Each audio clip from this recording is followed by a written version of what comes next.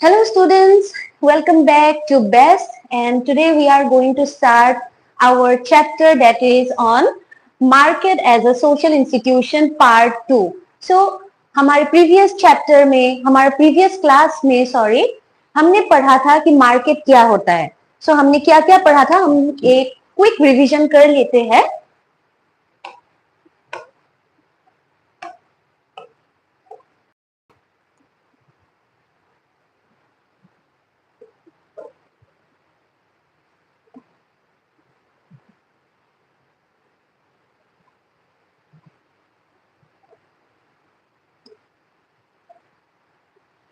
So market as a social institution. So हमने क्या पढ़ा था कि मार्केट क्या होता है. मार्केट एक इकोनॉमिक इंस्टीट्यूशन होता है और मार्केट को हम एक सोशोलॉजिकल पर्सपेक्टिव से कैसे पढ़ा जा सकता है वो सब हमने लास्ट क्लास में सीखा था कि मार्केट एक जब इकोनॉमिक इंस्टीट्यूशन होता है तो उसको एक सोशल इंस्टीट्यूशन कैसे बताया जा सकता है. तो उसके लिए आप लोगों के बुक में दो एग्जांपल्स दिया था जो कि है ट्राइबल मार्केट और एक एग्जांपल था caste system. Like we know, tribal market means the Adivasi market, right? So what is the Adivasi people? What are the Adivasi people? They are the ancient tribal people that tribal is a very new name, but today we know those people as tribal people, but earlier in Indian language we knew them as Adivasi people, right? So Adivasi लोग क्या होता है, वो एक society का ही हिस्सा होता है. So market जब उन लोगों का market कैसा था, how was their market, how they exchanged in those markets, in the ancient type of market, how caste system, caste is a element of our society only. We all belong to one or the other caste system, right? So what are we? We individual are a part of the society. Even the caste system is a part of our society. So simultaneously, the market we are associated with is linked with the society, right? So market and society, they are working together in an interlinking process, and that is what we have studied so far in this chapter, that market is and can be explained as a social institution as well. So today we will be understanding this is what is market. We have understood that sociological perspective, market by pre-market by Adam Smith, tribal market. This was one of your examples that has been given in your book. The case study of Thorai village, we have studied it in the previous class, and how the tribal market after colonization, after the Britishers came to India, how the tribal market, how the Adivasi market has changed its structure economically and socially, right? We have studied that part as well. The caste-based market is another example that has been given in your book, the caste-based market, how in the pre-colonial time period the caste-based market was working, how in the colonial period as of now, which we will be studying today, that is the colonial market, how it has been altered in the contemporary times after the colonization has been started or begun in India. So this we have studied so far till pre-colonial Indian market. Then we have also studied, is there a connection between the caste system and the economy? So yes, there is a connection between the economy and the caste system. Why? Because higher the caste, higher the class, and lower the class, the lower the caste. So that is one significant relation that we have to understand in this chapter as well. Why? Because we have understood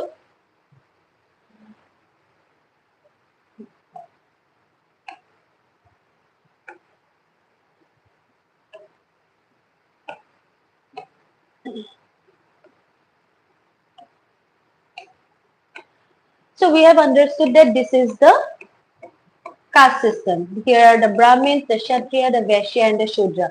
This is the higher caste. We term them as the higher caste. And this is a lower caste.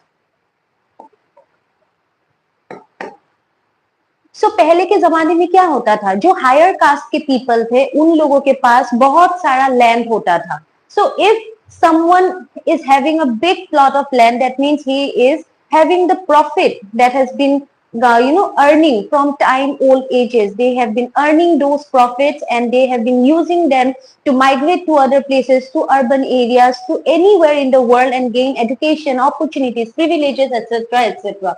So the higher the caste, they will be having so many properties, so many assets to themselves, and as a result, they will be the high class in urban areas, and lower the caste, they will be having lesser amount of property or assets, and so they will be the low class or the middle class of the urban area. So this was a very, very interesting distinction that we have studied so far in this chapter, and you have to just understand this distinction and this difference and this relation only in order to understand this chapter. So let us go far. We have also understood what is colonialism and the emergence of new markets, how colonial Indian markets have altered the whole spectrum of our Indian society, the ancient Indian society, the indigenous capitalism that we have spoken of in the last class, how it has altered the whole spectrum of the society. We have understood till here the colonial Indian markets, and how new groups, European groups, other people have entered the Indian subcontinent and have widened the spectrum of the markets of our India.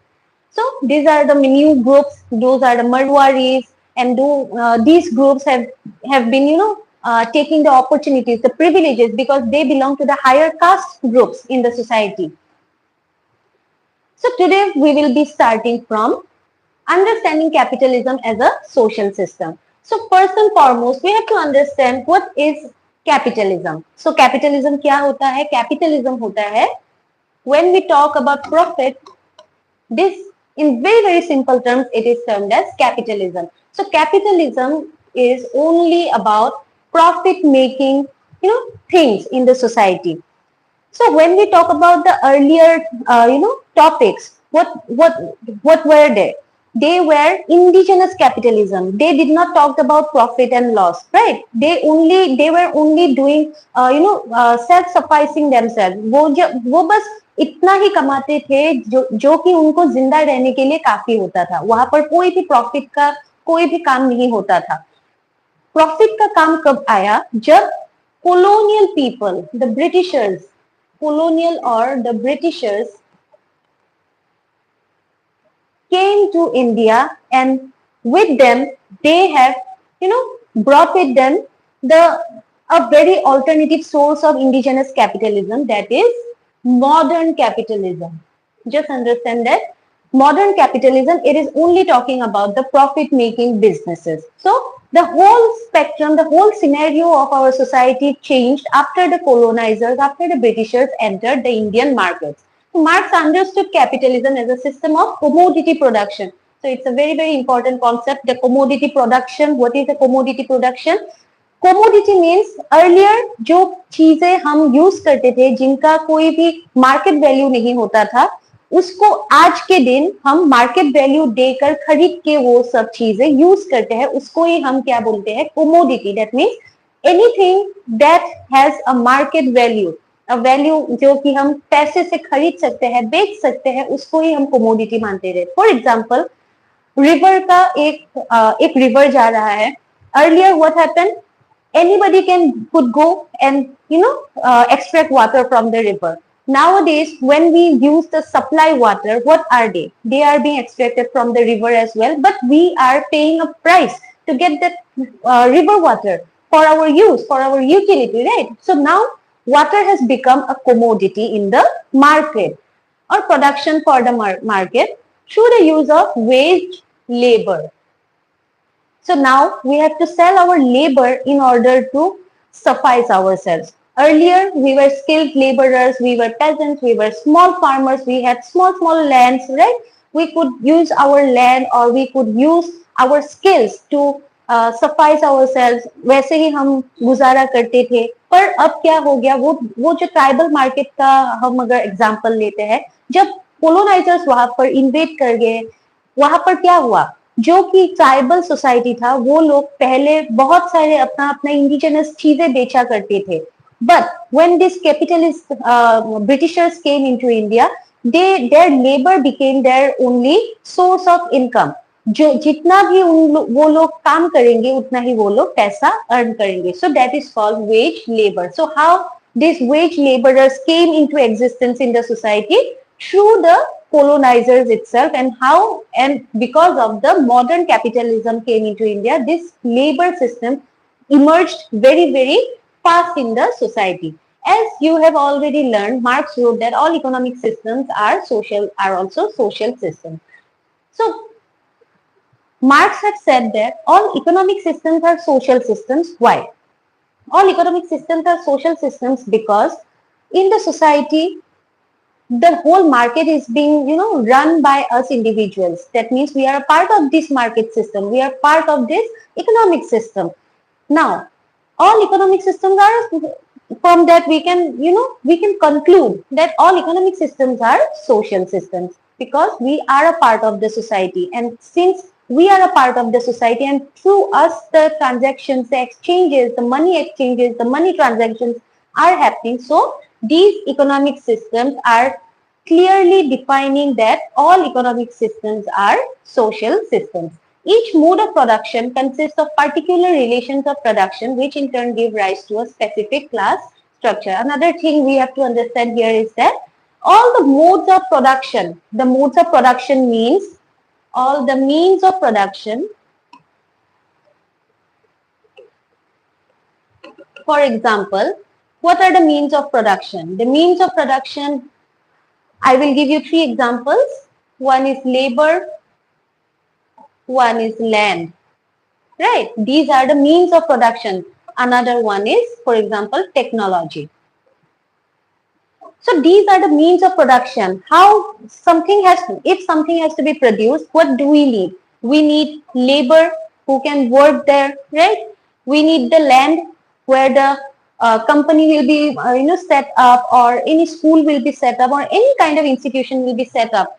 Then technology, the technicalities, the machineries that will be, run to make that production. So these are the examples of means of production. So who are owning this means of production? We are known as relations of production.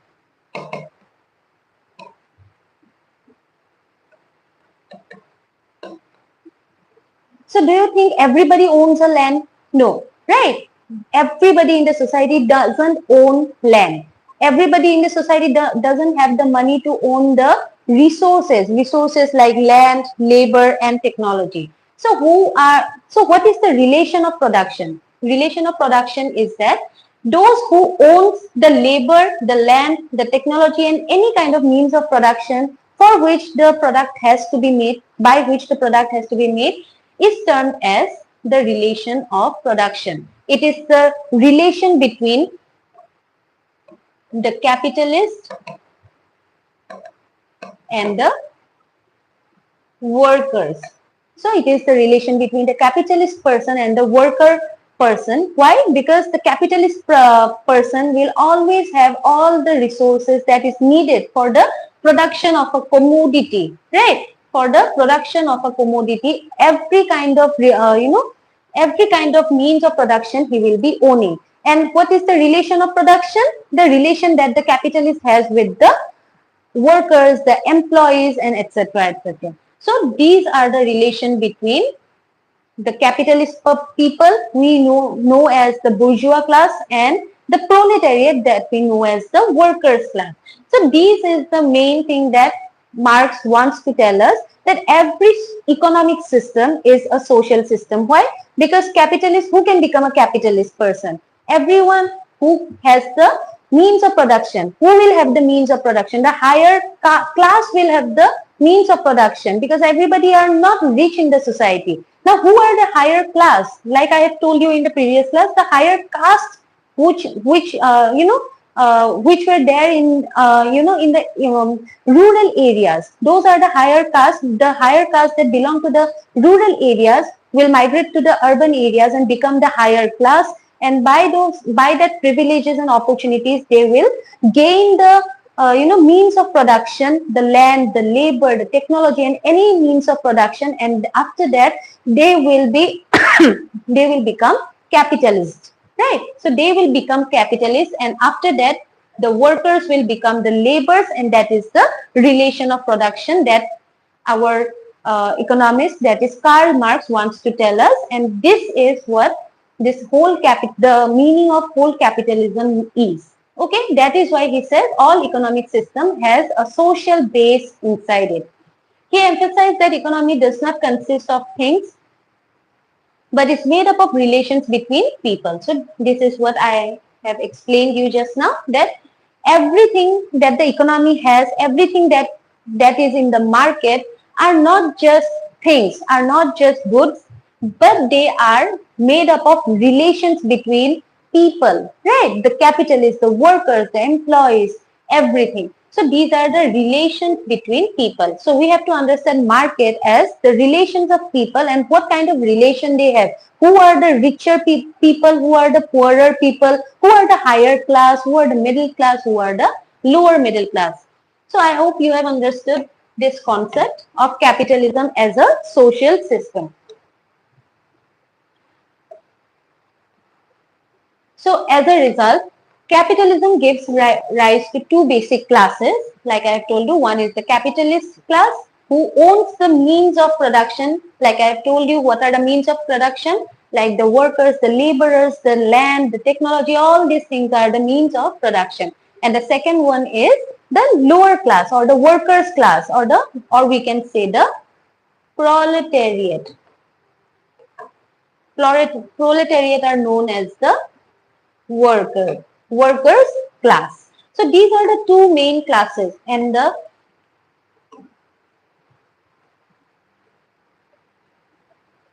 this is the bourgeois, that is the higher class people, or we can say the capitalist. So bourgeois and the proletariat, you have to remember these two concepts. So these are the two basic classes that Karl Marx talks about. Okay. Now let us see some examples or probable questions which can come for your exam. Who among the following was both a founder of modern sociology and a critic of capitalism? So it will be Karl Marx. So wherever you see this, a critic of capitalism, because Karl Marx was against capitalism. He was fighting for communism, or we can say socialism, but he was a critic of capitalism. He did not like the idea of capitalist society because it was a very, very exploitative society according to him. Now, according to Karl Marx, capitalism is understood as a system of. So, according to Karl Marx, what is capitalism? So, Karl Marx को क्या लगता है कि capitalism क्या होता है? Commodity production using wage labor. So, according to him, capitalism means commodity production. That means whatever things which were not a commodity before is a commodity in the present time.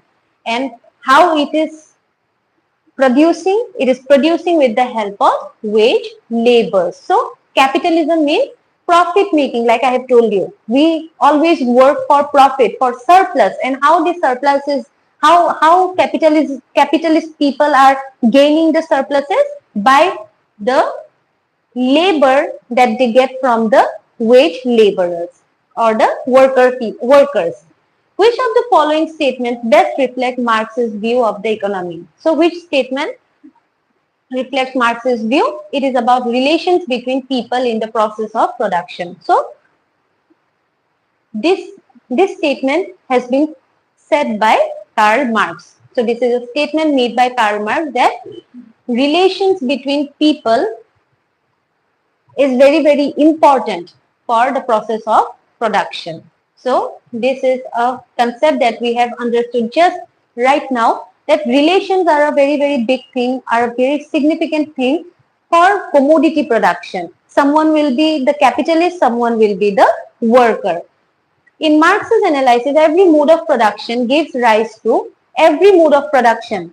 Mode of production means the means of production. What is the mode of production? How we are producing that stuff, right? So whatever mode of production is there, that means whatever means we are using to gain that commodity or that product. So what is that?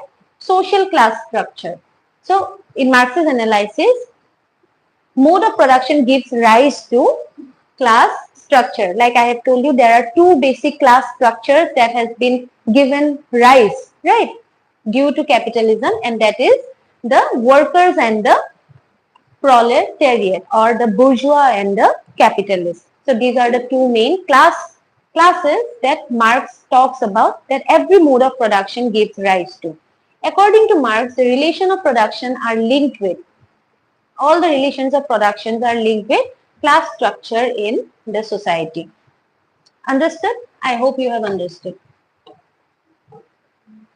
Now, what is commoditization and consumption? These two are also related with capitalism, because we have understood what is commoditization is. Commoditization is the process, like I have told you in the previous topic. Anything that was not a commodity earlier has become a commodity now, and that process is termed as commoditization. And consumption means whatever commodity has been, commoditized or manufactured or produced in the society, who are consuming that, how people are consuming those kind of commodities, how the rich people are consuming the commodities, how the poor people are consuming the commodities. That is how a market is running, right? So how market is running? Due to commoditization and due to the consumption pattern. I as an individual, if I own an iPhone, right? That means I am going forward for the, a status symbol. Status symbol means Max Weber is a very, very important sociologist of our times, of the, contemporary times. So he said that there is he told us about a concept known as status symbol. What is a status symbol? Anybody who belongs to the higher class people, they will always run for the things that are very, very valuable or very, very expensive in the society in order to maintain their status or their position in the society. That is termed as status symbol. And consumption pattern here refers to the people, all the people in the society, what they are consuming in the society. So whatever they are consuming in the society, it will directly link to their social status in the society, their position in the society, their rank in the society. So that is the main part of commoditization and consumption. So the consumer conveys a message about his or her socio-economic status or cultural preference. So like I have told you, every person who buys anything from the market, any commodity from the market, they will always buy it according to their own socio-economic status or cultural preference. So one of sociology's founders, that is Max Weber, was among the first to point out that the goods that people buy and use are closely related to their status in society. So according to Max Weber, I have told you, he evolved the term known as the status symbol. And according to status symbol, what he wants to say that anything that we consume in the from the market, any goods that we consume from the market are closely related to our status in the society. A poor people will not go and buy an iPhone or a BMW car or anything like that. What he will do? He will just go and buy a bicycle. For example, a very, very high class people, what he will do? He will go and buy a BMW, a Ferrari, a Lamborghini, anything like that. Why? Because they want to show their social status in the society according to their own socio-economic status. So who are producing these kind of, commodities? These kind of commodities are being produced by the capitalist perspective. This capitalist perspective means everybody knows that if we, produce something that is very, very valuable, just the term brand will, attract the buyers, the high class buyers for that market. So anything that is very, very valuable will be attracting the high class people of the society. So branding is the main strategy that the capitalist person uses nowadays to attract the high class or the high class people who will buy those products. So commoditization and consuming pattern also increases the spectrum of our market as well. So this is what the topic of commoditization and consumer topic was all about. Let us go and see some questions. Commodification occurs when goods are produced in large quantities. What is commodification? When in the process of making something a commodity. So goods are produced in large quantities. Is this a correct answer? No. Things not earlier traded become commodities. So yes, this is the right answer. So commodification occurs when earlier which things were not traded in the market becomes commodities. Then number two, which of the following is an example of commodities? Family tradition, labor and skill sold in the market, political rights or natural disaster. So yes, this one will be the right answer. In capitalist society, consumption is important not only for economic reasons but also because it increases population, it has symbolic meaning, it prevents social change or it reduces inequality. So what it has symbolic meaning because status is a symbol. So it has a symbolic meaning. Whatever we consume from the market, it always has a symbolic meaning attached to it. Who among the following coined the term status symbol? So yes, it will be Max Weber. According to Max Weber, what differentiates classes and status group? So according to Max Weber, what differentiates classes and status group? Is it their economic growth, religious growth, lifestyle or political participation? So it is their lifestyle that differentiates between the classes and status groups. In modern societies, consumption is a way to destroy traditional culture, create and communicate social distinctions, replace economic production or eliminate class structure. So what will be the right answer? Create and communicate social distinctions. So these were some of the probable questions that might come from this topic, the commodification and the consumption topic. So let us now go into globalization, interlinking of local regional. So I will briefly explain it to you what is globalization. So in order to understand globalization, we have to understand the LPG policy. Now what is the LPG policy? L means liberalization, P means privatization, and G means globalization. So what does liberalization of market means? It means freedom. That means nobody is there to intervene in the market system. No government is there who will intervene in the market system.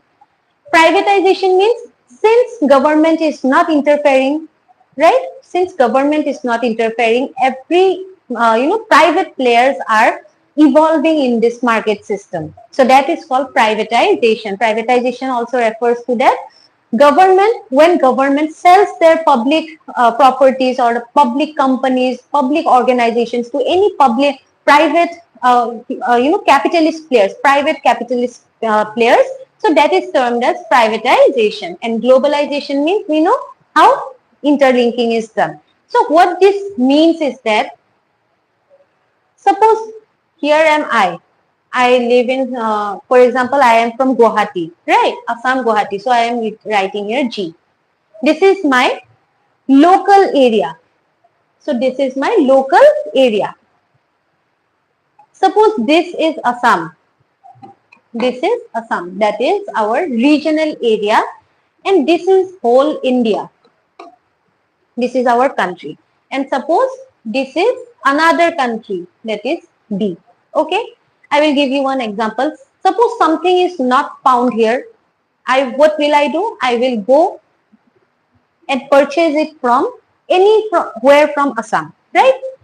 Again, if something is not there in Assam, in any part of Assam is not there, they will come and buy it from Guwahati, right? If something is not either in Assam or in Guwahati, what will we do? We will go in any place in India and we will buy it from there, right? In India, if something is not there, what will Indian government do? They will import it from the other country, right? And these thing happens even vice versa. We will export something, we will import something. So what liberalization is doing is that liberalization is freeing this market area. This is the market area, okay? There was a gap when this LPG policy was not adopted by India. Sorry, not in, when this LPG policy was not being adopted by India. So there was this gap. There were many tariffs, there were many taxes that other countries had to pay to India in order to import something to us. So when liberalization policy came, this market area, it opened wide. So now what happens? Anybody can come to India and establish their organization here, and anybody can go from India and establish their market system in the other country. So that is the main meaning of liberalization. That means freeing the market area. Privatization means when liberalization happens, privatization will automatically happen. Globalization means this interlinking process is only referred to as globalization. So I hope you have understood. So this is the interlinking of local, regional and international market.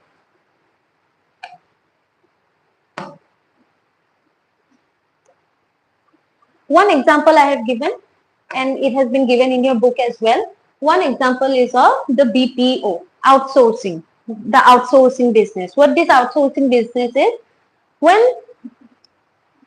this is referred to as a very capitalist form of market. Okay, this outsourcing business is a recent evolvement in our society. What does this outsourcing means? Outsourcing means there is suppose I will take the example of America. America has many organizations, many companies there, right?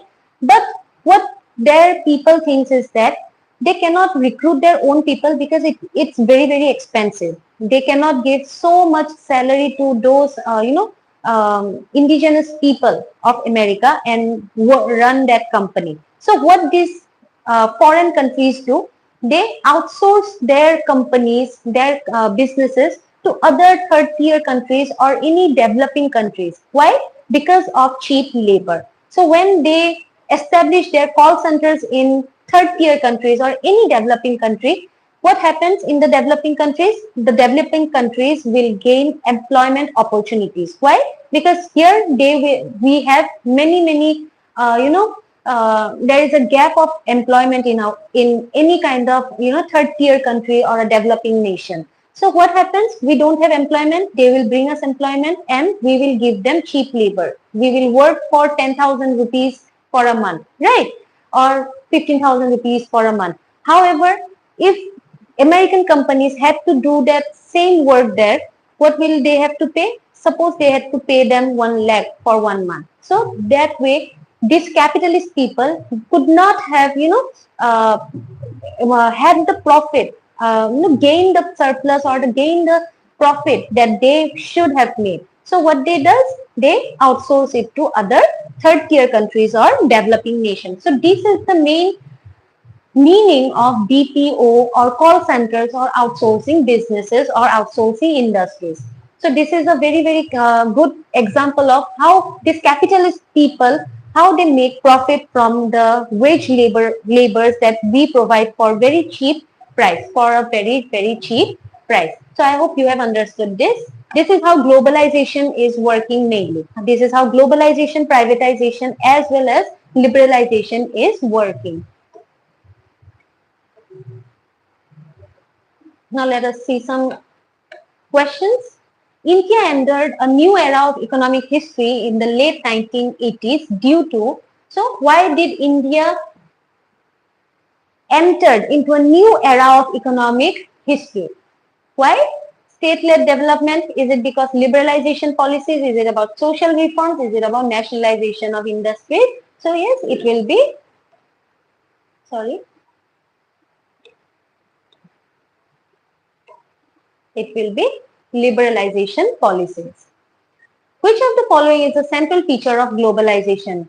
Central feature of globalization is integration of markets across the world. So is it privatization? No. Government regulation of trade? No. Import substitution? No. What will be? Integration of markets across the world.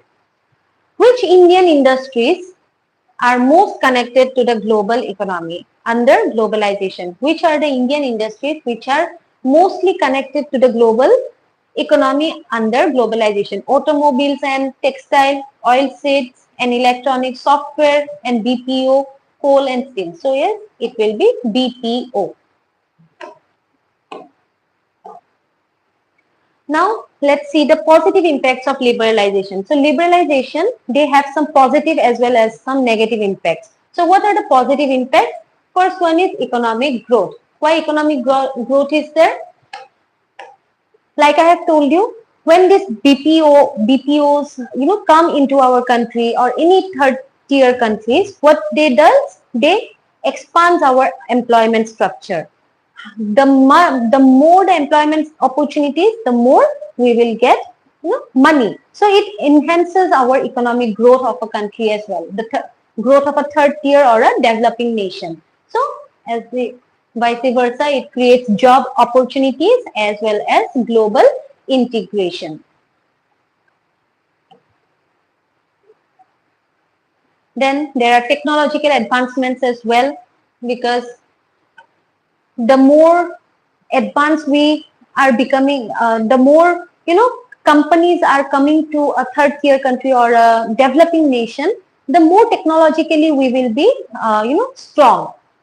So that is how technological advancement is also a positive impact of liberalization. Consumer choices. So the bigger the market area, the wide the market spectrum, the more we have our choices from the market, right? So that is how this liberalization is gaining a positive impact for us and the society. Now let us see the negative impacts of liberalization.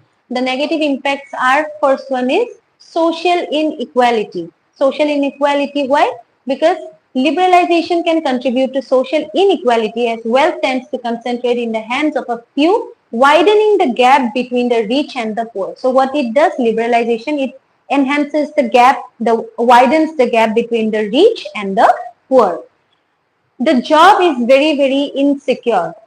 Why? Because, for example, BPO or any kind of call center, these are very, very, unorganized sector, and unorganized sectors are not secure. So job opportunities are there, employment opportunities are there, but it's not, since it's not secure, since it's not an organized sector, that is why liberalization has very, very, you know, बहुत सारा job insecurity उनके पास liberalisation policy के लिए होता है. Cultural homogenization. Cultural homogenization means when culture becomes similar. For example, any product that we consume from, from other foreign countries, our culture is also becoming like theirs. That is called as homogenization.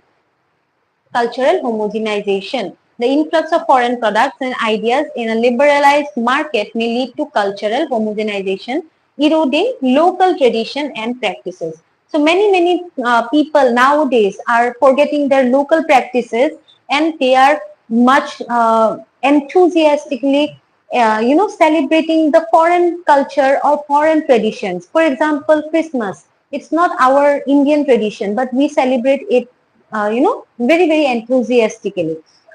Is, so these kind of cultural homogenization is also happening very, very fast. Dependency on global market. So what is the dependency on global market? Because liberalization can make countries more dependent on global market, making them vulnerable to economic downturns and fluctuations in global economy. So dependency ही बहुत बहुत बढ़ जाता है जबकि हम globalised हो जाते हैं. Global market makes us dependent more on the foreign goods than our own indigenous products. So these were the negative impacts of liberalization. I hope you have understood. So this was the end of the class. I hope this whole chapter has been very, very clear to you. And for more details, you can contact us. For more details, you can just contact us in this number. This is our address. And yes, this was all for today. I hope you have understood, students. And for the next chapter, we will meet you soon on Tuesday, next Tuesday. So be ready and be prepared with this chapter as well, because I may ask you any kind of question from here as well. So thank you.